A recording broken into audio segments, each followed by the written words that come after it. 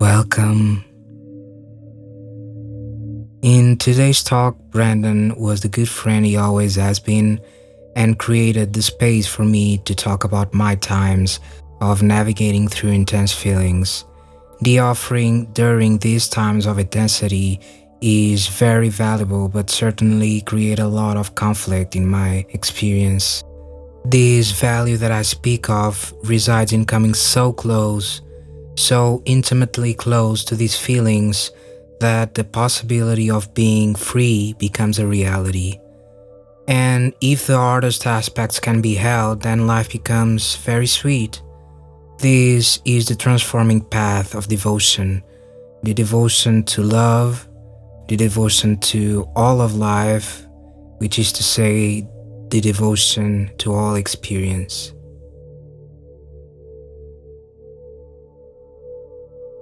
If nature, well-being, and art is of your enjoyment, please come check the daily content we post at woketype.com. Without further ado, here's the episode.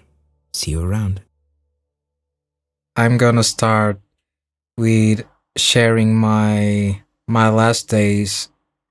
I don't know if it happens to you, but sometimes I get these intense feelings that I can't ignore, really, in the sense that I have to sit with them because it's so felt in, like, in the sense of within the body, and so strong that I like 90% of my day is done by sitting with them, and it's sort of a forced period of introspection, I guess. Um, and and yeah, that has been the last couple or 3 days. It's been like that. I just sit or lay in bed. Sometimes I do some exercise, but besides that, I just have to sit and let things come up and move as they will. Yeah, that's absolutely relatable. I'm reminded when you're speaking, I often feel like my nature is very cyclical, or maybe like it's a wave. I call them waves a lot of the time, and I just think there's a lot of momentum to the human being, and sometimes that energy has to just move through you. And yeah, there's been I can totally relate to having this. I don't even know what you would call it. But when it's present, it's like that's all there is, and you kind of just have to, I don't want to say deal with it, but you kind of have to give it space to run through you, this energy Yeah. or feeling, and before things return to quote unquote normal. Yeah, absolutely. Would Also, go ahead. I was gonna say that the thing is also that, uh, like I absolutely need to be alone, in the sense that, because it's so intense that it's it's really hard to explain, but like that intensity, not to be redundant, but it is so intense that being near people is also adds to that already intense field of sensation and energy. So, and also I don't have much to say because my attention is so inward to these sort of expanding contemplation that is going on. It's like a pulse, as if you were to picture a pulse opening and closing, like that. And I feel many times that I have to, come to my room, or yeah, just be alone, because I, for instance, if I get asked a question, or if someone wants to talk, I just say the bare minimum, because it's just so yeah. There's just that contemplative setting, I guess. But right now, I'm talking a lot, as you notice.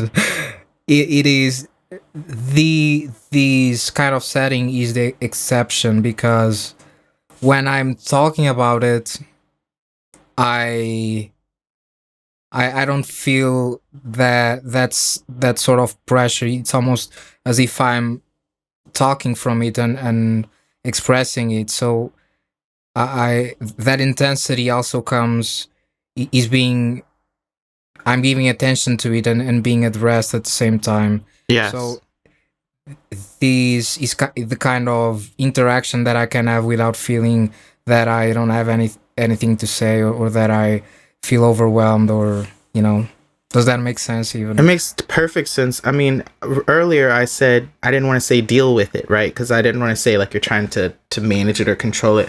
But you have to, I use the word give space to it, and I think, or for it, and I think that's kind of what you're talking about, because this energy is here. It's very present, and say you were supposed to, you have things you need to do, or you want to engage with other people.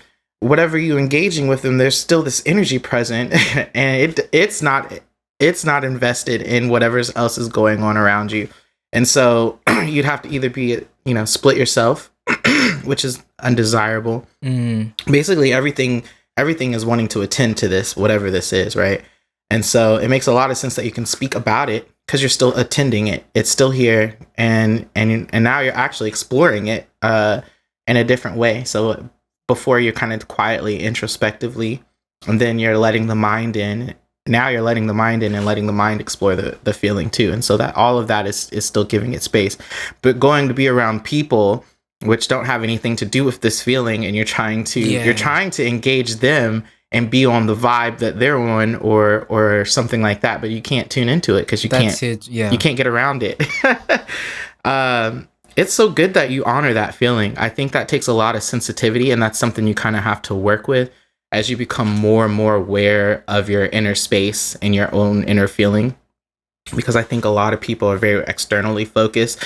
I wouldn't even say externally focused. More, it's like they lead from external. It's from the outward in. So like we're looking out and then in. But when you're reverse that and your focus is inward outward, then you become very sensitive to those feelings, because that's really how you're feeling.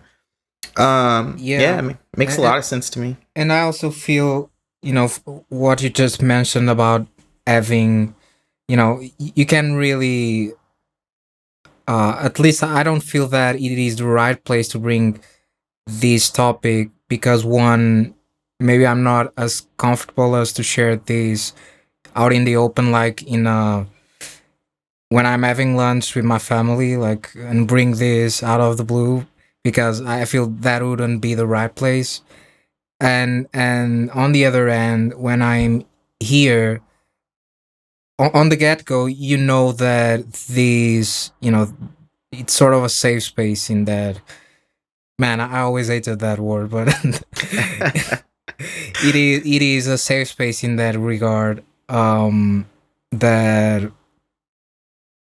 That you can bring it up, because it's not awkward. It's going to be received, and it's not a contrast to the inherent vibe of whatever this is. Right. I mean, we're just here, and actually, it's ideal space for that kind of introspection. Hmm. So it makes a lot of sense that you can get it out, and I feel you on that, man. I feel those waves, and I just kind of have to ride them out. I can speak to it from introversion, extroversion. So when I'm feeling really good, and then I feel impactful. I want to be out. I want to talk. I want to I have all this energy. I want to get it out. And when that wave when it dips, when it inverts, it's the opposite. And the world's still calling for me. It wants me to go out there and be, I got to show up at work. I have friends and all the other stuff. But the energy inside of me isn't there. Everything in me is pulling inward. Like, just stop talking. I don't want to talk. I don't want to be around. Mm. You know, any effort in the other way is kind of like almost But like a do you act of ever, violence. yeah, do you ever get these kind of pull to be really introspective and be alone, or can you resolve that even if there are people near you and there is confusion near you? How do you work in that sense? Right. So like I have to, because I have to go to work and Yeah. I have to deal with people and all, and I have to be on at work too, because I led with so much high vibe energy that when I don't have it on, it's actually more of a bother because people are trying to find out what's wrong with me. So if I'm more Mm, muted that day, it actually makes people more talk to me, which is it's kind of irritating because yeah, exactly. I you're like, imagine. don't look at me right now. I'm just trying to be quiet. I Anyway, imagine. Yeah. the way that I split that is I try to just attend. Okay, so I know that like I don't feel like it, but I'm here. So now what? And Mm, then I try to not rail against. So my big thing lately is not to be at war with any aspect of myself. So I'm not trying to fight anything. So I kind of just keep being present, and I really just try to I try to let myself be myself. So okay, here's this energy that's here, but also I'm here out, and so I do feel this urge and need to engage people, even though I don't really seem to have the underlying energy to support that. So I kind of try to balance that as best as I can. I try to be here now. I try to think about the people around me and how uh, they're kind of, we're still in this kind of dance, and there's still this energy that I bring out is also what's supporting the space, right? So mm, um, I just do my best, man. I don't know how I would speak to navigating that, but I try to give myself space to be quiet. But I find if I get really present, that whole mood can shift by itself. So like if I'm really attending this energy and I'm not trying to push it away or anything to it, and I'm just being me right now today in this moment with this energy, it can move all on its own, and suddenly I might find myself really talkative all of a sudden. Um, I might find that that moment moves through me, and then I might feel really more social, or sometimes the wave just completely goes up and I feel myself on the rise, and I'm like, oh, I'm like really excited. I don't know what happened. So um it seems like if you can be less attached to and less identified with how you're feeling right now, it can move much easier. oh yeah. Um because I think there's this element of memory and callback that can get you stuck in a feeling, because it when it's there, it feels really present, and it feels very you. And then when it goes away, sometimes you can remember it being there and then stay there. So you pull it right back. You pull yourself right back there, and you're like, no, I feel bad, so I gotta act this way. You have all these programs that like to activate during based on whatever you're feeling. So if you can just be open, I think, and not necessarily so attached to it, less identified with the feeling, then it moves through, and then you can move too. You'll be like, oh, I can actually I can talk. Sometimes there's these like invisible things that are operating in the background that are telling you you can't do this, you can't do that. You're mad, so when you're mad, you act mad. When you're sad, you act sad. Um, there's a way to get free of those things, but I guess that's just my daily practice. There's something that I'm constantly engaged in. That's a sort of inquiry that I'm in. So I don't know how to tell anyone how to do that other Yeah, than just to absolutely. try it. I hear you. Yeah. One thing that also happens that you briefly mentioned is that aspect of, when there's a contrast in your expression, people notice, and it's annoying, very annoying when they point it out to you, when they say, "Oh, you are so quiet today. What's happening?" Um, and sometimes I feel like saying nothing is happening. I just want to be quiet. I reserve the right to be quiet, and yeah, that's extremely annoying to me to have to justify. I almost feel entitled to so entitled in a way that the other part realizes that it's normal to be like that, and that they don't mention it. uh, Yeah. and just respect it. But of course, that's my own projection, and it will never be like that. But I certainly feel that, to be honest. Yeah, I feel it too. Like, leave me. I feel bad, but on the flip of that, I also feel an obligation to be my other self, the other me that shows up most of the time. You know, it's kind of like this little rut that I'm in, or not a rut, but a groove that I've put, and so I feel obligated to present that side of myself. I mean, because it's who I am, but it's only me sometimes. But when I'm not feeling that, I definitely feel the pressure to present that, and then I think that causes more issues than anything, even more than the feeling of not wanting to do that. I think the the the two opposing energies cause more tension. So it's like, I don't feel like doing that, but I feel like I should, and I feel like that is where all the tension comes from. I need to show up. I have to start thinking about it. All the stories start activating. People rely on me to do this. You start you start hearing all these rationalizations for why. But then also my practice is always pulling me back into dropping all of that. So whenever the mind starts getting really busy describing it, I'm always reminded to just be quiet. So I'm like, okay, maybe that's true, maybe it's not. And then like, let's just be quiet and see. So I'm always dumping as much as I can. I'm always trying to dump the narrative and just be more and more present with what it is that's here right now without me describing it, because it's full. That feeling of whatever I'm feeling is full. It's full in itself, as I'm full in myself. And I don't need the description. I don't need to verbalize the description mentally for it to be what it is. And so I keep trying to give that space, because there's so much possibility in that space. If I don't rigidly define it and say, oh, because I feel this way, this is going to be the outcome, it can shift and move. Maybe I could feel this way and still talk and be quite surprised at the way that I'm moving about despite what I'm feeling. It's definitely worth it. I'm reminded now that we're talking about this is what I was trying to say. What would you call this? I call it the doldrums. I got that from the Phantom Toll booth, but sometimes you get in the doldrums, man, and it just everything feels kind of meh. And it's like, I can't rev my engine past meh. And it's such a man can be a vibe, and you can get really in it. I think that's kind of what I would want to call this, is the doldrums, and they happen. And when you're in there, it's a very introspective time. And sometimes when you're feeling this way, do you feel frustrated? It's like a feeling of frustration, maybe, or how would you define the feeling you were talking about these past 2 days if you had to put some emotion to it? So there's definitely some kind of sadness.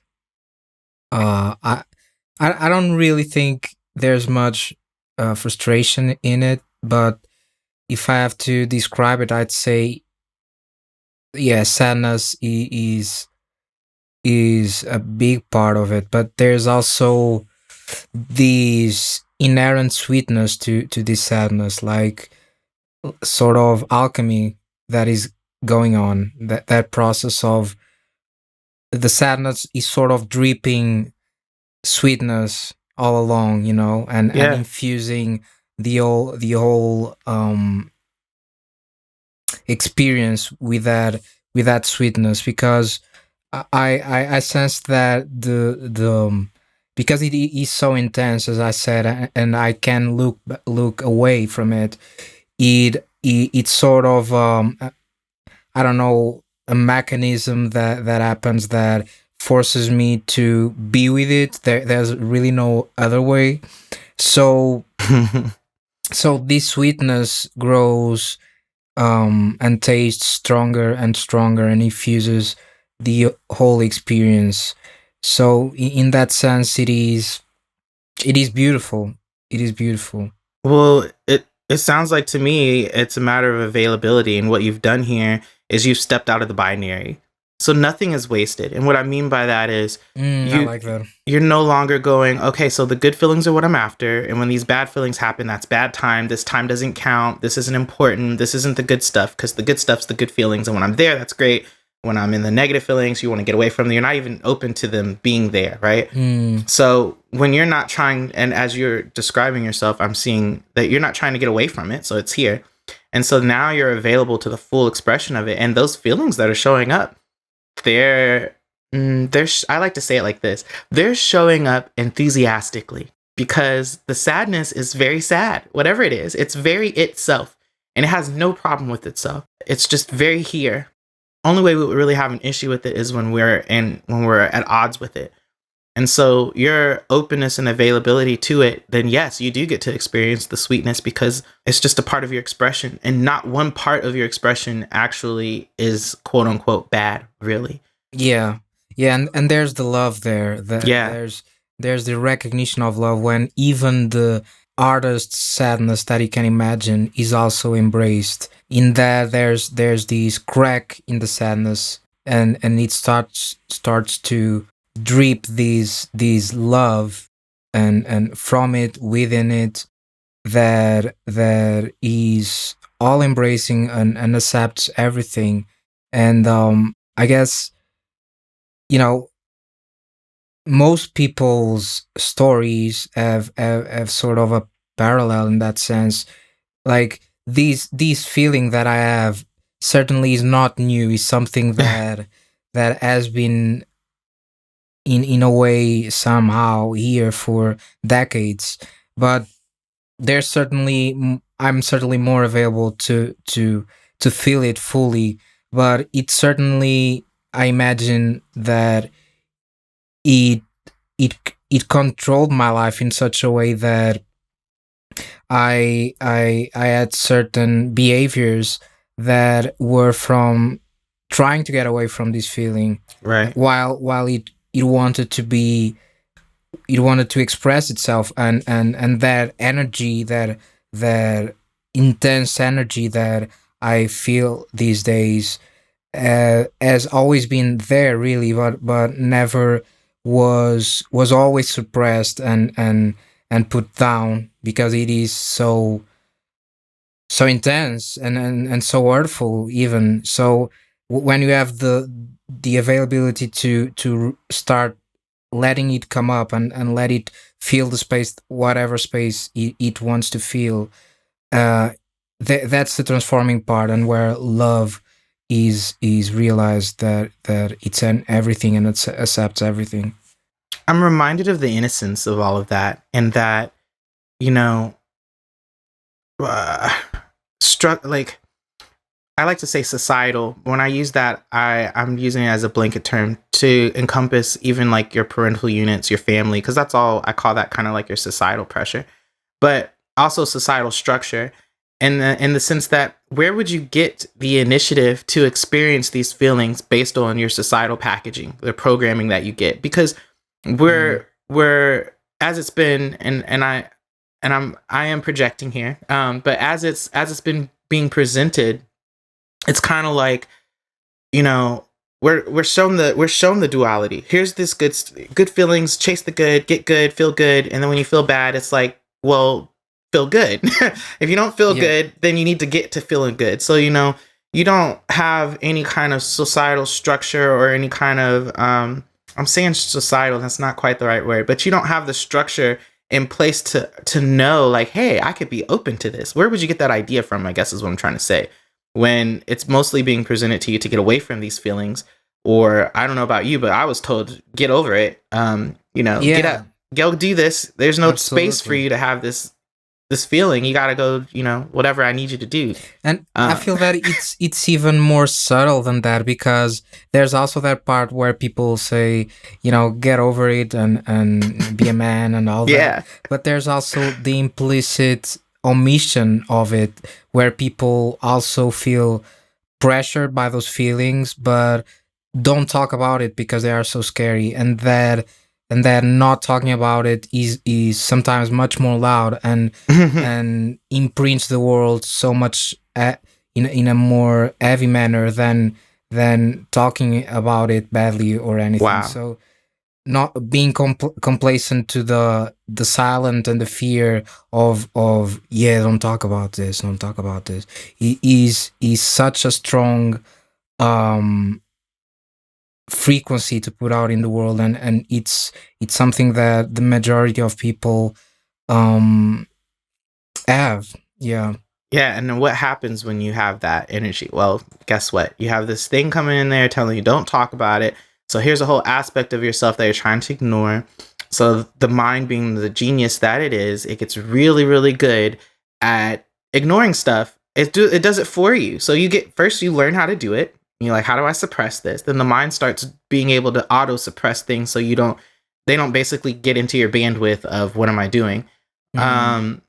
So then you get really good at moving away from these things so that it's on autopilot. In the same way that you can do a lot of stuff on autopilot, you start to be able to autopilot your internal space, but it's not to your good part, right? Because all of your programs are set up in a version to avoid this, or to move around this, Absolutely, or step around it, never ever to address it or deal with it, but it's still absolutely. there.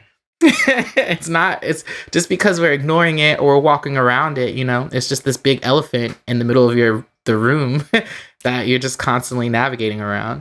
I love that term, programming.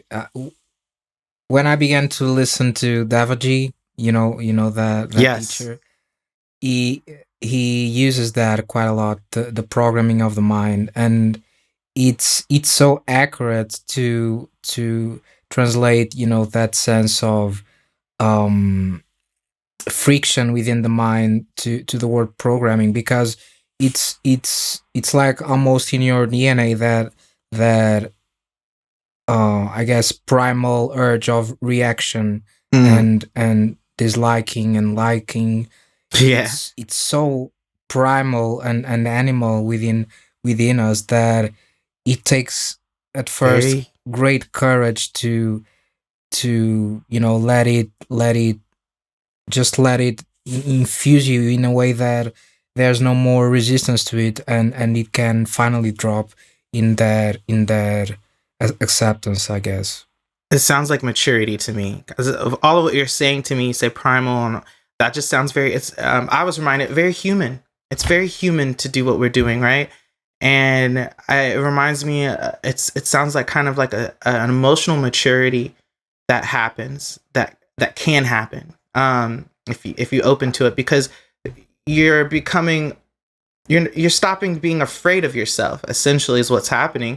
Well, you come to like some aspects of yourself when things feel good, when things feel neutral, those are all desirable. And then when things are bad, but those bad feelings are your feelings. And so you're at odds with yourself. So the maturity comes in when you stop being afraid of yourself, and then you can let those parts be here too, because they're just as valid. And Completely agree.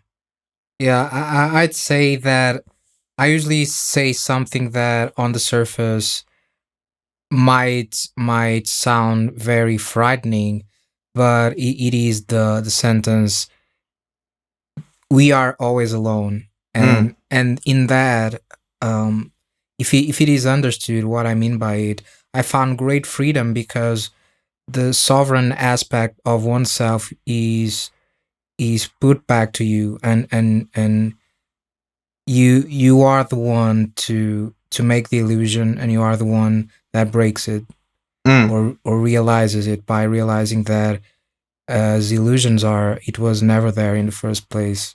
So that aspect of aloneness was vital in my path, for sure. Still is, as we've been talking about these intense things that have been going on. Still is. yeah, I like that, because that's the only way you're gonna get it. 'Cause when I realize that I'm the judge, the jury, the executioner, all of this stuff, I'm the one who's rating it. I'm doing a good job. I'm doing a bad job. Um, I'm the one who's got this measuring stick, and I'm beating myself with it. Am I doing good? Am I doing bad? And then all of that's just me. It's just movement of me. And so you're right. When that can really, really be seen, then you come more into alignment with yourself. Um, ooh, this brings me. I kind of want to split this up. First, I want to talk about something else. What you were talking about, how the sadness, there's that sweetness to it. There's another element to that I wanted to bring up, is that you get to do it. You get to feel, it's your sadness. It's, you get to feel You get to feel the way you feel about whatever it is, and that only happens because you're such a complex and interesting you, and only you get to feel it. The flavors of your feeling are only yours, and when you're not here anymore in this form, those feelings will never exist again. And so there is a unique frequency yes that defines the experience. and it's you, and it's wonderful. You are you're a celebration, a cosmic exaltation. Like your cells are vibrating, and all of it, the entire wavelength of you is just great. There's no bad part to it. Even when it feels bad, that's great. What is the alternative? The alternative isn't good. The alternative is nothing. Nothing could be happening. And so like that, I think that's part of the other element to it that makes it feel good. That or not feel good, but when you said the love that you feel within the sadness or whatever negative feeling, is part of it is the fact that you get to you kind of are aligning with the fact that you're happening, and this is your happening, and your happening can't be wrong. It's always absolutely perfectly on time. It's it's tailor-made for you. Yes, it's tailor-made for you. And those feelings aren't wrong. You don't, when the fire alarm is going off, yes, it's annoying, but it's doing its job. It's telling you there's smoke. Love that. When you touch the table, you feel it. When your emotions are working the same way. When you touch something in yourself and it feels sad, you feel it. This is the indicator. There's nothing wrong with this feeling of sadness. That's not the problem. The problem isn't that the alarm is going off.